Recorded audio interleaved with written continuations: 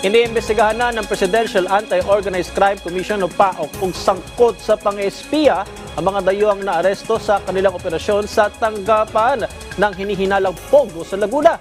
Yan ang ulat ni Rod Lagusad.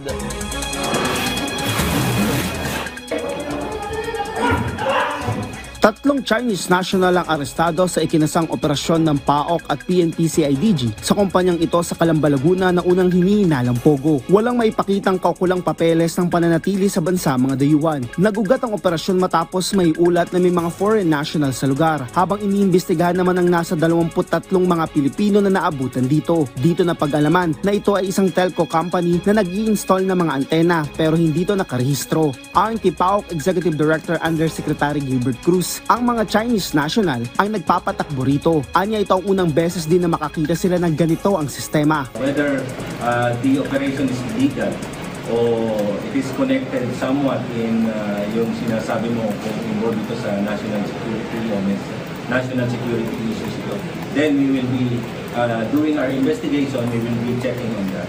Kung ano yung lalim, kung may nakikialam dyan, that's the problem.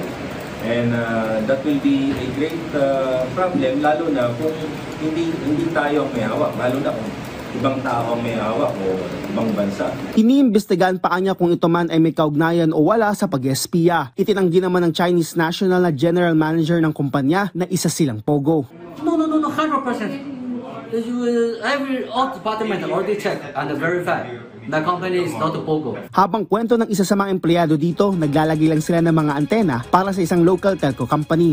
Kami po, pag hinire lang kami at may task na kami na andito yung site na pupuntahan nyo, andito yung cell site, doon lang po kami pupunta. Ayon kay PNP-CIDG Director Police Brigadier General Nicolas Torre, nakita nila nakatransaksyon nito at ang brand ng mga equipment na gamit ito ay ZTE, isang Chinese telco company. Sa ngayon ay very early to tell dahil ang mga computer nga ay hindi pa namin na-examine lahat. We are still applying for a warrant. Malalaman natin pag lumabas na yung mga initial yung personal examination para maging basis ng ating further request kung ano man sa mga korte para maging legal ang ating search. Sa kasalukuyan ng mga Chinese national ay dinala na sa pasilidad ng PAOK sa Pasay City. Rod Lagusad para sa Pambansang TV sa Bagong Pilipinas.